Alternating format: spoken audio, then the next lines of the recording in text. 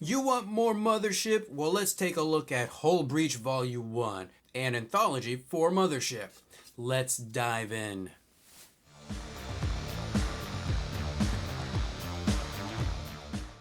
So here we have Hull Breach Volume 1. Let's go ahead and take a look at the back. Brace for Hull Breach. With the premier module anthology for the Mothership Sci-Fi Horror RPG, this manifest of 26 brand new third-party supplements introduces a playground of toys, tools, and full adventures, plus a complete campaign setting to use them in. This is by Anodyne Printware, copyright 2022 by Ian Usem. How to use this book. Hull Breach is an anthology. Contains 26 sci-fi horror articles ready to plug into your ongoing Mothership campaign with expanded and supplementary material or run as standalone adventures. Hull Breach is a campaign setting. The appendix contained at the back of the book and hooks integrated into each article outline a sector of space dominated by the Publico megacorporation and arm you with tools to effortlessly run a campaign therein. To run your Hull Breach campaign, begin by identifying articles that suit your favorite style with the campaign frameworks, reference the company pyramid to track factions, deploy travel procedures when traversing the sector map, roll up new missions with the job board, and make the campaign your own. So right here on the inside cover, we have some tables and just some general functionalities for the appendix. So we have things like the public sector campaign framework. So we have rim space, survival, core space, intrigue, frontier exploration. We've got ourselves a little bit of a job board here, which is always nice for sci-fi games. We have travel procedures, which will give you things like orbital travel, interplanetary travel, and interstellar travel. We've also got some tables for landmarks, encounters, stress, malfunction, and hailings. So the anthology is separated into 6 different sections. So we have Intel, which are the toolkits and resources for wardens. We have missions, which are the jobs and scenarios. We've got locations, which are stations and planets. We've got entities, which are the creatures and personnel. Assets, which are equipment and tech, and the appendices, which we've just seen on the front and back inside covers, and at the back of the book, which there are actually some more random tables for. There are 6 different articles written in the Intel section by different people just to add some flavor to your game of Mothership. The Essence of Dread is a very simple article about using the 6 senses to describe scenes. There is a random table for a few of the senses, but it feels like a random table just for the sake of being a random table. To me, the article serves as a reminder that, hey, there are more senses than sight, so use them. The handoff is an interesting article about passing cargo off to another party, possibly to those who end up double-crossing you. There are a number of random tables to describe the package, the payment, the location, the method, and the problems that arise. Manhunt is a hack on Mothership where the players play as the monsters. There are 4 different classes to choose from, like the Brood Mother, the Leviathan, the Anomaly, and the Parasite. Each monster has their own evolution chain with new abilities for your monsters when you level up. A good concept overall if you're looking for some variety in your Mothership campaign.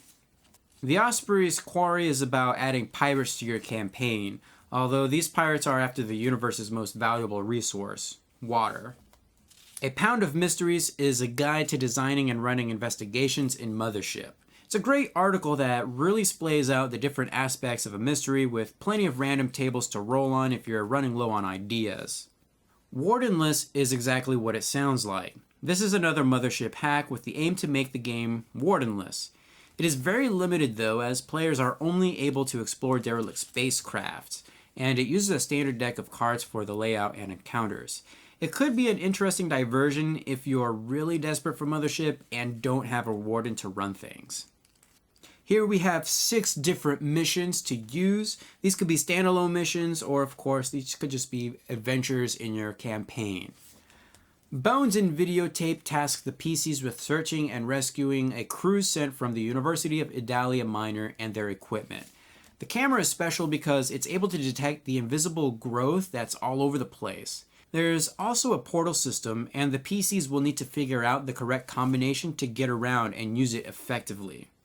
Helium Hysteria has the PCs at the Black Shield Mercenary Facility when the base's reactor tanks suddenly rupture and helium-3 begins pouring out.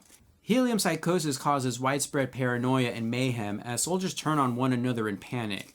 The catch is that helium psychosis isn't real. It's all in your head. Residue processing is a one-shot funnel, meaning each player has control of like 3 to 5 characters and runs them through a deadly meat grinder. There is a way to generate a character listed in the adventure, so if you've ever wanted to do something like this to kickstart your own campaign, well, now you actually have the rules for it. Basically, this venture is kind of like Portal, where the characters go through different rooms for different tests. It's pretty shallow, but that's the point. It's all about discovering all the twisted things that can happen to your characters if you're unlucky. Roadwork is a really bizarre one. The PCs work on a freighter designed to pave hyperspace lanes, but something goes horribly wrong and they're caught in some multiversal shenanigans. They have to find and repeatedly kill Dr. Holloway to reset the dimension until they somehow break free. There are about 19 different ship deviations to use, and it could be fun if you and your players like the thrill of discovering and bizarre things. Vibe Shady brings the typical slasher genre to Mothership. PCs are at a party when people are suddenly murdered by slasher. The game is very interesting in that it subverts expectations by doling out a copycat killer upon the unsuspecting victims first before the real killer begins his murder spree. Also, the AI takes on the role of the killer's mother and wants to protect him at all costs.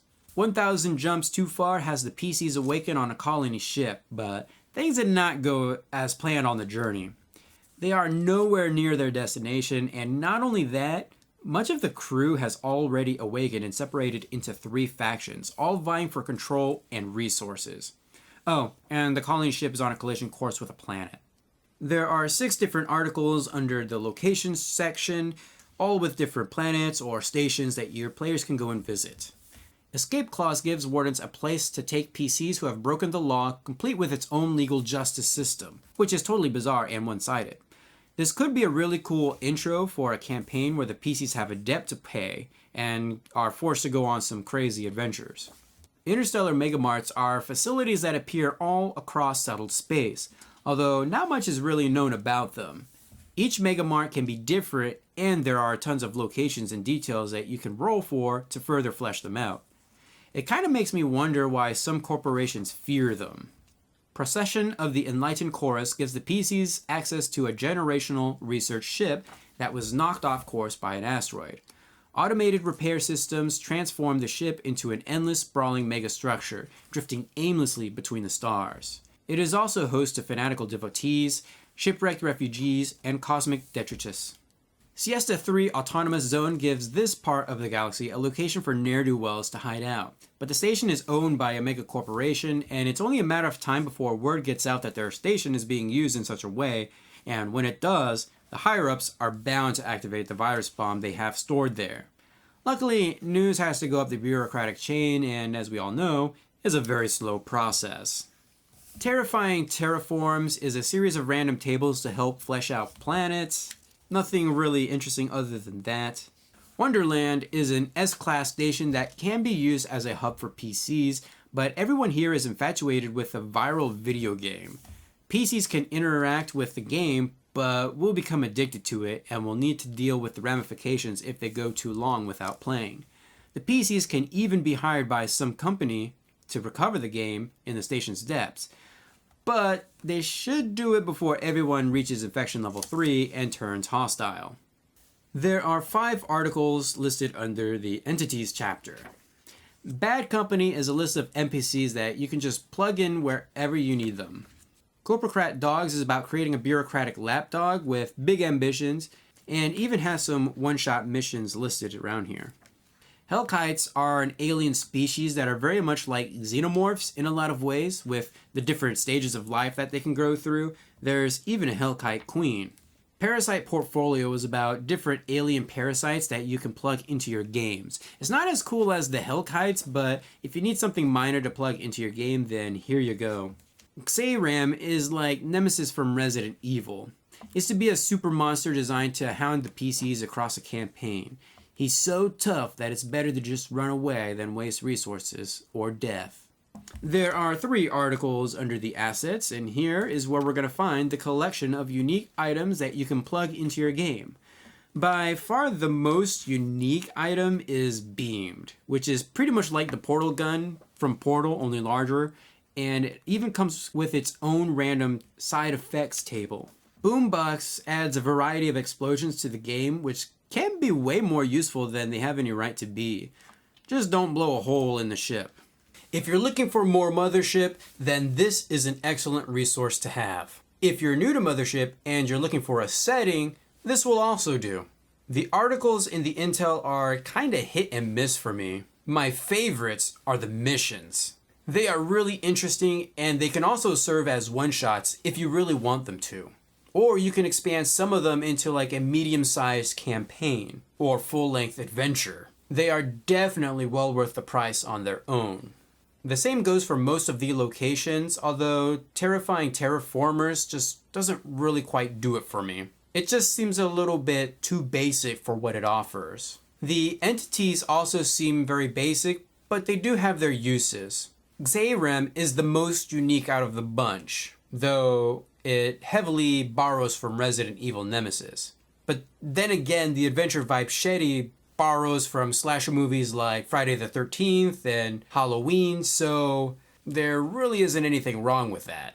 By the way, you can definitely tell that most of the content in this book is borrowed from other franchises and things like that. There's a lot of inspiration going into this book, or these articles, these locations, these missions, and things like that. As far as Mothership anthologies go, I think this one's a hit. I'm looking forward to seeing what's next in Volume 2. It's only a shame that we're probably going to have to deal with another Kickstarter, which means it's going to be a very slow process. Theoretically, that means that we're going to see a new volume every few years, if that. Anyways, that's going to do it for this video. Feel free to leave a comment down below. Give this video a huge thumbs up to support the series, and I will see you guys in the next video.